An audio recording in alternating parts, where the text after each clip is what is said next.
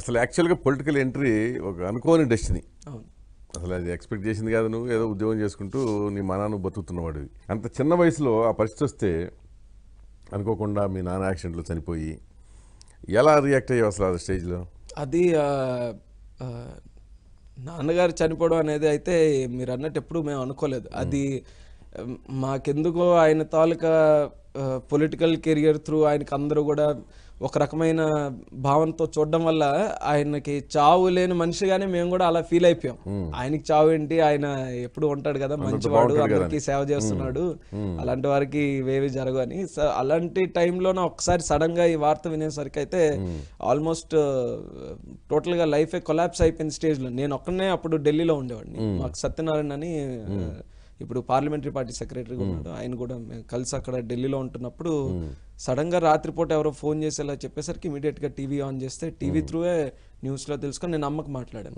అమ్మకి మాట్లాడితే అమ్మ నేను ఎక్కడ ఒక్కడనే ఉన్నాను కదా, భయపడతానని ఏం పర్వాలేదు హాస్పిటల్కి వచ్చాము అయిపోతలే అనేసి అంటే, మళ్ళీ ఎందుకు అందరూ ఫోన్లు చేస్తున్నారు, నాకు భయం వేస్తుంది ఇంకా తర్వాత ఫోన్లు ఎత్తడానికి. ఎందుకంటే ఇటువంటి సిచ్యువేషన్ ఎప్పుడు మేము లైఫ్ లో ఫేస్ ఏమైపోతుందో ఏం వినాలో అని చెప్పి నేను కూడా లేకుండా సత్యనారాయణ ఇమీడియట్ గా వెళ్దాము, ఎలాగున్నా పర్వాలేదు నేను ఒకసారి చూసి వచ్చేస్తాను నాన్నకని చెప్పి అప్పుడు అలా అనుకున్నాం. కానీ within half an hour అప్పుడు తెలిసింది. ఇంకా అప్పటి నుంచి ఇంకా ఏడుస్తూ అలా ఉండి ఫ్లైట్స్ లేవు అప్పుడు ఆ టైంలో.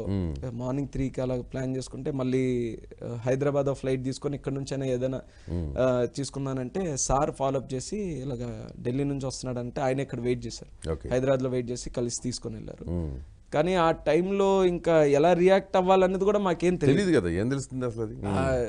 అసలు ఇంకా మా లైఫ్స్ కూడా ఎండ్ అయిపోయామో అని మేము ఫీల్ అయ్యాం. మాకు ఫ్యూచర్ లేదు, ఇంకేంటి ఆలోచిస్తాం, ఇంకేంటి మా లైఫ్ ఏంటి, ఎర్రనాయుడు గారు లేనిది మా ఫ్యామిలీ ఏంటి, మా లైఫ్ ఏంటి, నా జీవితం ఏంటి అనేది ఒక్కసారి శూన్యం అనమాట. శూన్యం అయిపోయిన తర్వాత మా మదర్ మాత్రం చాలా స్ట్రాంగ్ గా మా వరకు ఆవిడ కూడా చాలా ఇదయ్యారు. ఉన్నా కానీ ఆవిడ కొంచెం తల్లి కనుక నేను కూడా చాలా సెన్సిటివ్ అలా, అందుకని ఏమైపోతాడో ఇది అనేసి ఇంకా ఆవిడ కూడా ఏడు పాపుకొని ఇది చేసుకుని అలాగా ఆ రకంగా అప్పటి నుంచి ఫ్యామిలీ సపోర్టు, తర్వాత పబ్లిక్ నుంచి కూడా అదే రకంగా సపోర్ట్తోనే బయటకు రాగలిగాం. కానీ లేకపోతే ఇంకా అది ఒకసారి ఆలోచించి ఆయన లేరని అంటే మాత్రం స్టిల్ వి ఫీల్ ఆ వ్యాక్యూమ్ అనేది ఎప్పుడు ఉండిపోతుంటుంది. ఆయన గ్యాప్ ఇంకెవరు ఫిల్ చేయలేరు. మరి అటువంటి ఇది నుంచి అలా తేరుకుంటూ వస్తున్నాం స్లోగా. ఇంకా వివిధ రూపాల్లోకి రావాలనేది ఎట్లా ఎప్పుడు వచ్చింది అసలు అది ఆయన వారసుడిగా? ఆయన 14 days మేము మా ఊరు నిమ్మాడలో ఉన్నప్పుడు అందరూ వస్తూ కలుస్తుండేవారు వివిధ విలేజెస్ నుంచి. కానీ అందరూ ఆయన తాలూకు అమ్మాయిలు అందరూ వస్తున్నప్పుడు సర్ప్రైజ్ అయ్యాం ఎంతమంది జనాల అనేసి. మాకు కూడా అంత అనుకోలేదు. ఒక ఆల్మోస్ట్ ఒక 5 to 6 lakhs పీపుల్ వరకు అలాగ కంటిన్యూస్గా విజిట్ చేస్తూ ఉంటే, ఎందుకైనా మంచిది మనం కూడా ఇంత లెగసీ ఉన్నప్పుడు కంటిన్యూ చేస్తే బాగుంటుంది అనేది ఫ్యామిలీ తాలూకా ఆలోచన. చిన్నాను కూడా దానికి లీడ్ తీసుకొని మనం మరి ఎంత అనుకున్నప్పుడు అంటే నీకు ఎడ్యుకేషన్ ఉంది, వయసు ఉంది, ఇలా ఉన్నప్పుడు ఒక ఆపర్చునిటీ వచ్చింది కదా, ఎందుకు మనం చేయకూడదు, ఆలోచించు అని చెప్పారు. మరి నేను ఆ టైంలో ఏం తెలియని వయసు, నాకు రాజకీయాలు అలవాటు ఉండి వస్తే ఈ రకంగా చేయాలి, మనం ఎంత సాక్రిఫైసెస్ చేయాలి, ఎలిజిబిలిటీ కూడా రాలా, పొలిటికల్ ఎలిజిబిలిటీ లేదు, అవేర్నెస్ కూడా అంతకు లేదు. చాలా మంది అనొచ్చు మీరు పొలిటికల్ ఫ్యామిలీ కదా నీకు అన్ని తెలుస్తాయని, కానీ accept that I don't know anything, ఏది తెలియదు, ఏది లేదు.